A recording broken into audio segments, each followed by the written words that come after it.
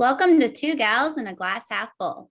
We are two physical therapists just trying to live healthy most of the time and doing our best to see our glasses as half full.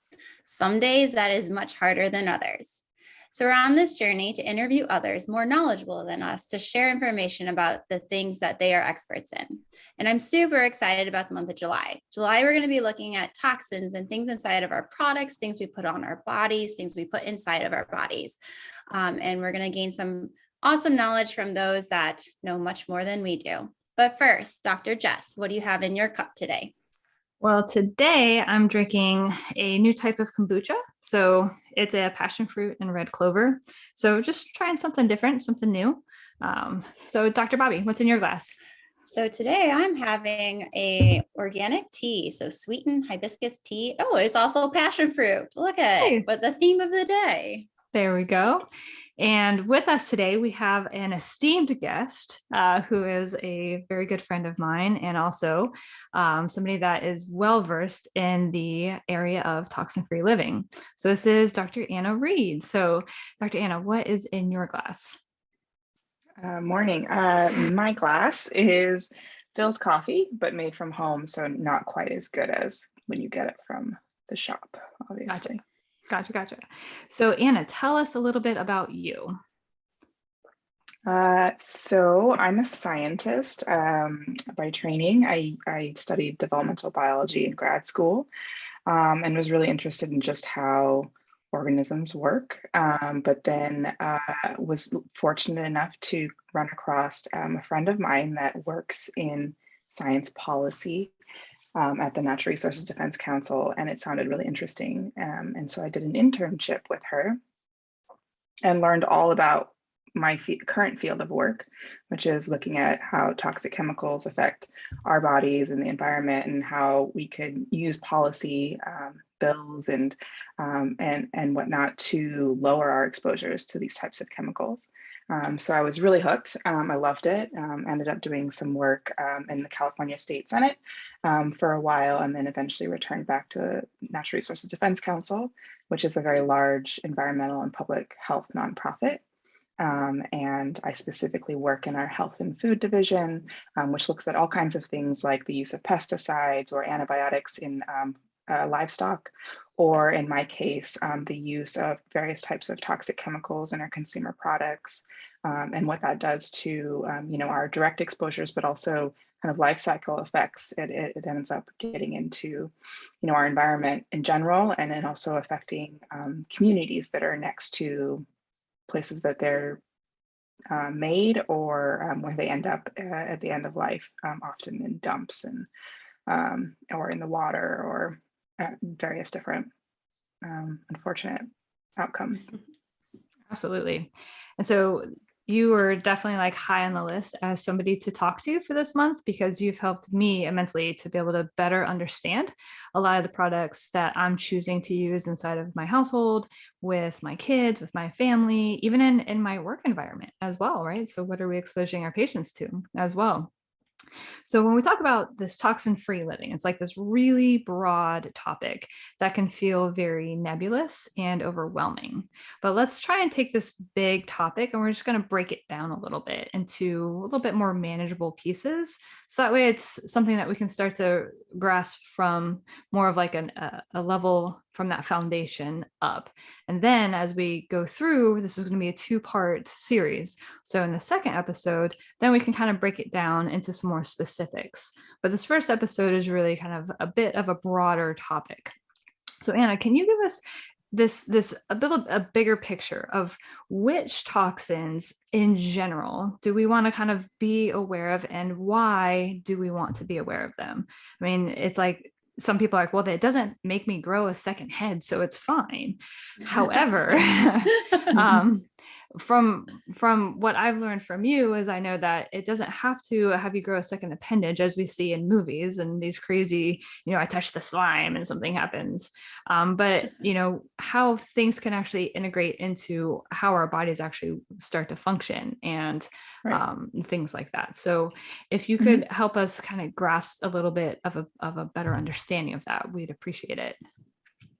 Yeah, so I'll just start off with the fact that, not knowing much about this is really, really common. It's completely normal. This is not something that as people are aware of, right? That I had finished my PhD and had no idea that there wasn't really much regulation by the federal government or by state governments protecting our health from the use of toxic chemicals. I remember just being floored when I realized what was going on, that there was very little requirements for testing before a chemical was used, before it was brought onto market. And it blew my mind as a scientist, because I came from a background where we were studying, the development of eggs, and one chemical applied to that egg, one different chemical from what it normally sees, could have drastic effects. And we were doing it in like little small doses and watching, this very complex biology get messed up by one chemical. And then I realized that we ourselves in our everyday life are, being exposed to an onslaught of a mixture of all kinds of different chemicals that we don't fully understand. And we're doing that, every day we're getting exposed. And so it's this huge experiment, uncontrolled experiment on us, mainly because the regulatory system is unfortunately pretty broken, and the money of the industry is very important in kind of deciding how all this works out. So that sounds really daunting, right? To be able to deal with. And the reason why I bring it up, though, is there are things you can do to protect yourself as an individual consumer, as in your own home, for sure. And it's worth doing. But in the end, you can't fix this problem by yourself. You can't buy your way out of it. And that's why we do what we do at the Natural Resources Defense Council, is that, when we pass a bill that says you can't use this group of chemicals in children's products, you no longer have to worry about that at all. That's the goal, is that you shouldn't have to navigate this. We shouldn't have to have this podcast, actually, but here we are.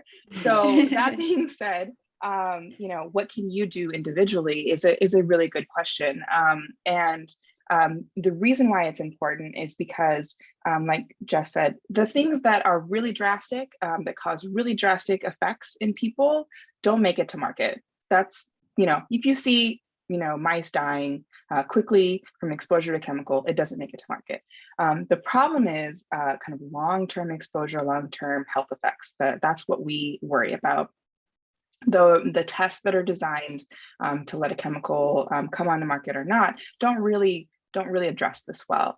So a good example is cancer, right? You don't get cancer overnight from a chemical, but what we do know is that in the modern world, our cancer rates are going up much higher than can be explained by mere genetics. So what else is there? There's that soup of random chemicals, industrial chemicals that we're being exposed to. And some of them are carcinogens, right? And so, one exposure to a carcinogen, no big deal.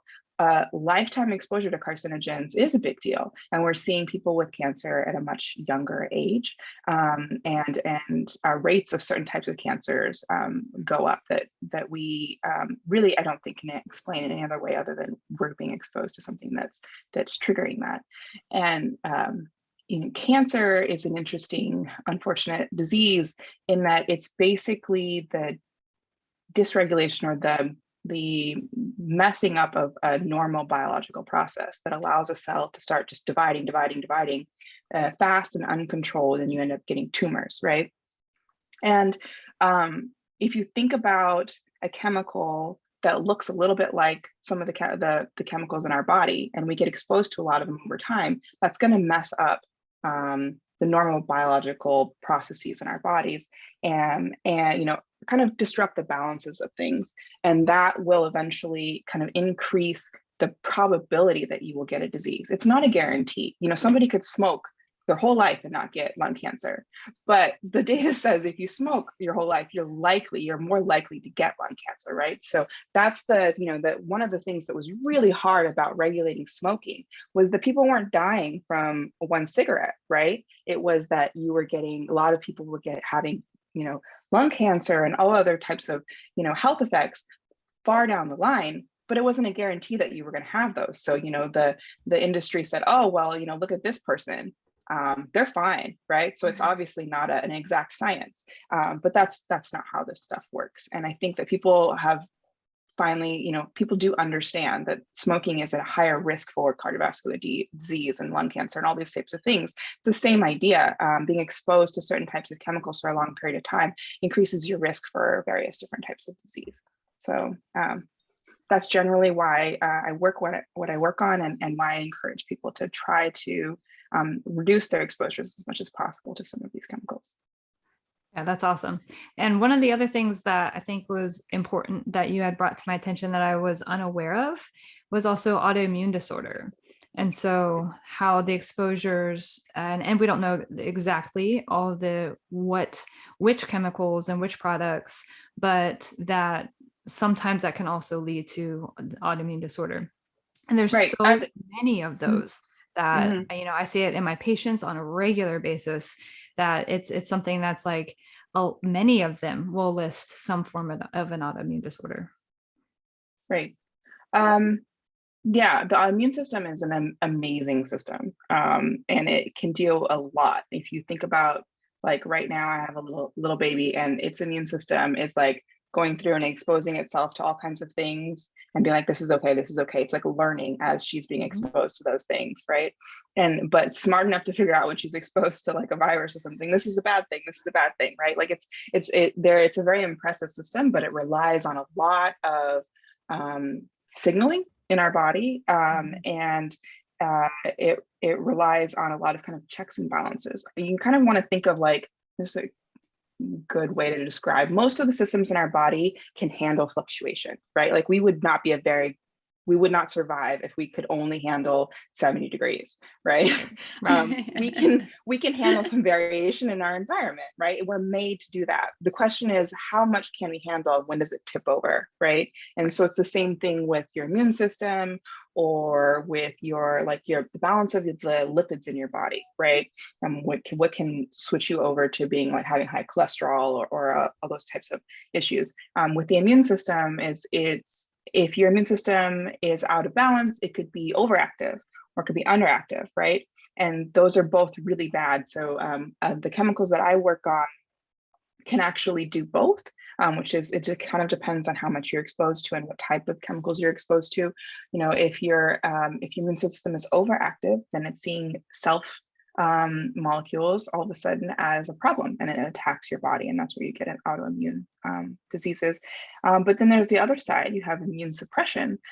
So you have people that don't respond to vaccines as well, or that they don't respond to an actual virus as well, and so they're immune suppressed, and then they're not able to mount a good defense against foreign viruses or bacteria, and that's a big problem too. Absolutely. So I think, yeah, go ahead. Oh, go ahead.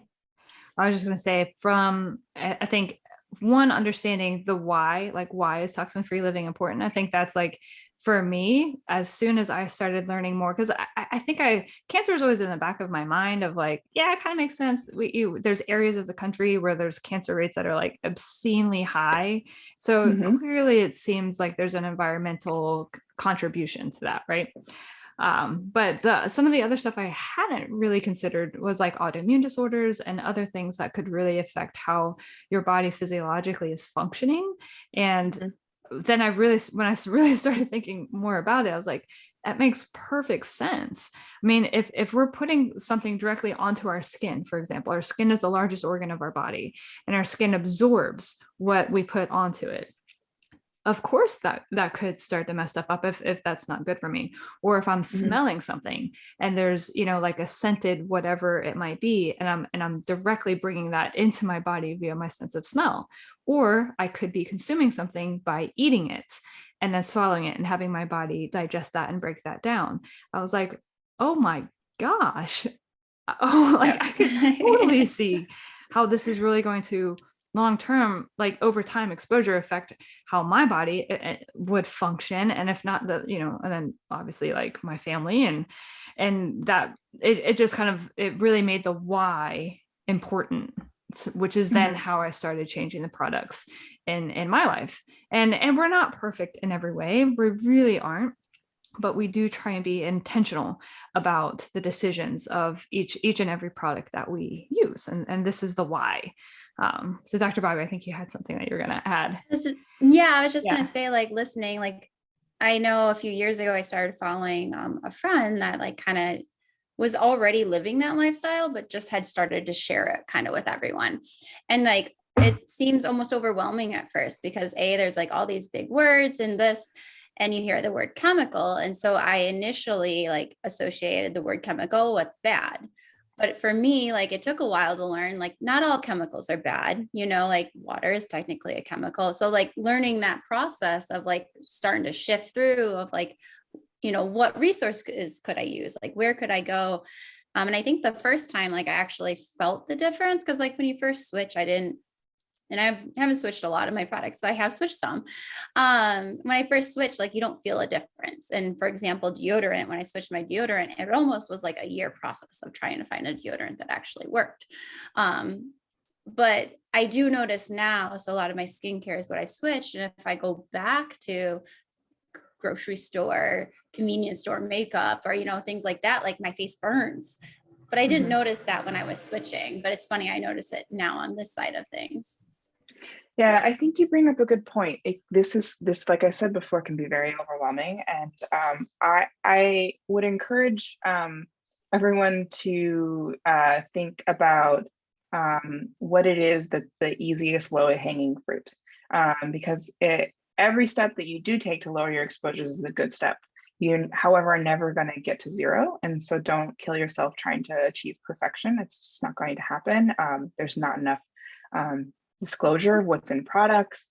And it's also just going to drive you crazy. I know what I'm talking about, and reading labels is a pain. And it requires a lot of education on that specific area.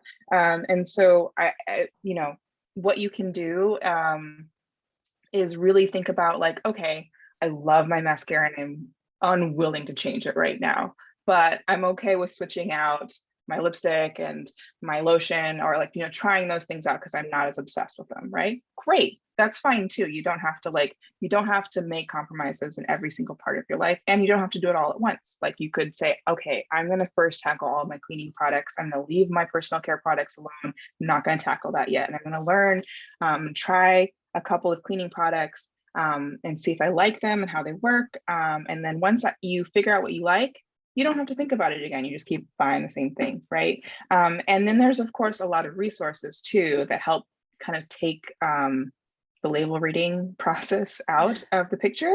Like I mentioned, cleaning products. There's a whole program by the government that is called Safer Choice, and industry actually voluntarily opts to get that certification. So they go through and only use the chemicals that have been designated as safer by that program. And so, everything that has that label of Safer Choice is going to not contain a lot of chemicals of concern. So then, instead of reading that label, you just say, okay, you can look up Safer Choice online, or you can look for the label when you're shopping, and you're like, okay, these products have this certification. They only use chemicals that have been vetted. Which one do I like? And then, that way you don't have to figure out, what a phthalate is, or what triclosan is, or all these like larger scientifically difficult words to decipher, actually. Yeah. Words I can't even say sometimes. Yes. I read it and I'm like that. And I was like, yeah, I'm not a chemist, and I've had to learn it, and it's daunting. Yes. Yeah. No, I totally get that. So I think, that was kind of leading into my next question. So Safer Choice is a good start to help make this a little bit easier. Now, there's a lot of labeling out there that will say it's quote unquote toxin free or natural, or, some of these big words that they use. But if you were to look at some packaging and wanted to find that packaging valuable, what kind of words might be helpful? This is a really good thing to know, good area to understand. It's actually what we do a lot of our work on, because we believe the consumers have the right to know what's in their products, but it's actually not really the case often. And disclosure is a big problem. Companies always claim confidential business information, but we've made some progress on that, and I'll talk about that in a second. But the main point is that natural, green, non-toxic, none of those words are actually regulated, which means that you can say it and it doesn't mean anything. You can put it on your products and there's no legal recourse to say, oh, well, it's got all these other things that are not natural. It doesn't matter because there's no actual definition of what natural is or what green is. And so you see a lot of what we call greenwashing, with the same thing with toxics, right? You see a lot of all natural or natural fragrance or natural flavor. That doesn't mean anything at all. It could be anything within that ingredient, list, which just, when I look at something and I'm new and I'm reading through, I'm like, okay. And then in the very end, it says natural flavor. And I'm just like, dang it, because it could be a natural flavor. Right. Do I trust that company? Or it could be anything mixed into that, into that one ingredient that was listed. Fragrance is another big, trigger word for me. It just says fragrance. Technically you can put like 100 different chemicals into the one ingredient of fragrance and it's not regulated either. So those are trigger words for me, like red flags, all natural, green. They don't mean a lot, especially natural flavor when you're looking in food. That's definitely that's a catch-all black box, unfortunately. Same with fragrance. But there's some progress we're making. We passed a bill a few years ago in California called the Cleaning Products Right to Know Act. It basically requires all cleaning products to disclose what's in their cleaning products, and they're not allowed to claim confidential business information for chemicals of concern, like identified chemicals of concern. They can still claim confidential business information for chemicals that have not been flagged as a health concern or hazard concern, but it requires a lot more disclosure. And so sometimes the companies are really good about going onto their website and they'll list everything out like they should. Other times it's kind of hard to find and dig. But because we passed that bill, that information is out there. Other groups that do a better job of making it easier for consumers to take in information, like Environmental Working Group has this whole website. They take in all that information and they make it a little bit easier for you to look up a product and see if you're happy with the score that the nonprofit gives it. One thing that kind of is hard with that approach is that people make new products faster than Environmental Working Group can keep up. So sometimes, you'll look something up and then they don't have it in their database. And then that's when you have to start kind of understanding the label a little bit more yourself if you really are interested in that product. But so things are better with disclosure, but you have to, I would say, either you're looking for a third party to help you figure it out, or you have to start becoming a little bit more familiar with some of the groups of bad chemicals that you want to watch out for, which I can talk about in a little bit. But looking for certifications like Made Safe or Safer Choice, or a low score on the Environmental Working Groups. I'm blanking on what their actual database is called, but I'm sure you guys can put links into some. And we're going to put all of this information in at the bottom. That way there'll be links. Everybody can have access to look these things up. Right. And so, Green Guard Gold certified. There's these certifications that a third party does that helps. And those mean something. That's a process. They have a list, right? They go through and check some of these products. But the natural, toxic-free, all that stuff doesn't actually mean anything, unfortunately. I think sometimes, when I see those, I kind of think of, so I've got a little guy that's almost 2, right? So when he is doing something he's not supposed to do, right, he will either put his hands behind his back real quick, or he'll just move real fast as he's trying to run away with something he's not supposed to have. And so it's like this behavior that is meant to hide something, right? So he's got 2 very distinct behaviors. So when I see this kind of things on the verbiage on the packaging, it almost makes me think, you're trying to say I'm safe. And without some sort of a certification or something showing that you actually are safe, sometimes it feels to me a little bit forced. And why are you forcing it? So it makes me question a little bit more. I'm not saying that it's a bad product 100% of the time, but it almost makes me think even more. And I'm going to look even more into it, because I don't trust this like toxin-free word or natural word or whatever it might be. I don't trust it because it's not regulated. And I would prefer if it had more to it than that. Right. What you'll see often, and it's unfair for the people. There are companies that really care about this. They've actually, because it's been such a problem, there are companies that are flourishing, new companies, based solely on the fact that they're doing the extra work to not use chemicals of concern. And they use all those words too, right? So absolutely. It's a little bit difficult. They do usually try to have some sort of proof. And also they often know more what they're talking about. So instead of saying toxic free, they might say toxic free does not contain phthalates, PFAS, fragrance, parabens, they'll list the list specifically, because they actually know what some of those things are. But then, there's this catch too. This is gonna, I feel like this is not encouraging, but one of the things that we work on is working on groups of chemicals at a time, because what we've seen is like BPA is a really good example. Everybody got concerned about BPA in baby bottles, BPA and all types of plastics, not good for you, right?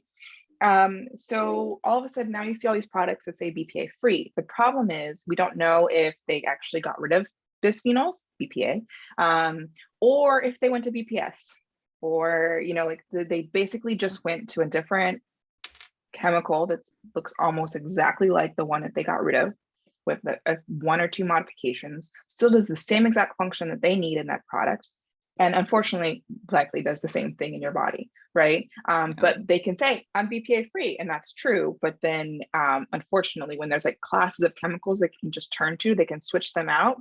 That doesn't necessarily mean anything either, unfortunately. And so like BPA is a really good example. Most BPA free products have just switched to BPS. It's a very similar chemical with similar health concerns. And that's why. Go ahead. Finish. I was gonna say similar to. I'd say similar, and you could probably talk on this. Similar to that, I've learned through is also watching like some companies get bought out and they don't change the packaging, but they'll change the ingredients. And if you're not paying attention to that, something that was a better product bought out by a bigger company, now they switch out something and put something in there, kind of along the fact that you're saying with BPA and BPS, that now it's not as good for you. Yes. So I think, we push on our end, but the more consumer awareness of some of these things, the better, and helps us do our job. The more you have a consumer email a company and be like, it says BPA free, do you use any other type of bisphenol, or do you use a BPS or whatever, that they might not really give you a real answer or whatever, but that's cataloged in like what people care about. And at the end of the day, industry will respond to what people care about. Companies, that's the point, is that they want to sell you something, and in order for them to sell you something, you need to trust in what their product represents. And so I think if you're ever unsure, it doesn't hurt to email and ask, or to call and ask, or however you want to communicate with a company. I often do this, and it'll be interesting. You can always tell when a company has addressed an issue. You get a very succinct, well-informed email. We no longer use this, or we don't have, all of our products do not contain this, and so I think the power of the consumer, it is very useful, and so I think that's something you could do outside of just choosing different products. But you can actually, maybe you really like a product and you want them to change. It might not happen overnight, but you can definitely push them to try. Raise some awareness and say, hey, this is valuable to me and my family, and I want to let you know about that. The more people that do that, that's how change actually happens. It's one step at a time, one voice at a time, that together accumulate into a loud voice. And then it's obviously something that people care about, because Seventh Generation, Honest Company, these companies are doing really well. Yep. And their platform is to specifically address this issue. Right. Yeah, I love it. I love it. I love it. So Anna, thank you so much for all of this information. We really appreciate the background into toxin-free living, the why in toxin-free living, and that it is a really big subject. It's difficult. It is not an overnight fix. It is something that is going to take work and time. However, if we can do our best to continue to educate ourselves, educate the people around us, and try and make informed choices, it's just going to be that trickle effect. 80-20 rule, right? In general, like if we're really trying to make good choices 80% of the time, then we know it's never going to be perfect. We're never striving for perfection, but everything can be cumulative. So the challenge after this episode is to try and look up some of these certifications. Go down to the bottom of what's in the information on it. It'll be on YouTube. So the information that's there with the episode on YouTube, and see if you can use any of these certifications to help you with your making decisions and making choices for what you're going to buy for even the next week. If you run out of a product and need to buy maybe more shampoo or maybe some more cleaning spray for, cleaning your kitchen, I'm not sure. But the next time you need to buy a new product because you're out of an old product, the challenge is to see if you can do some sort of a check on the next thing that you buy. And that's it. So that's the challenge. So what we're going to do is we'll stay tuned, because next week is the second part of this series with Anna, and we're going to dive a little bit further into toxin-free living. All right.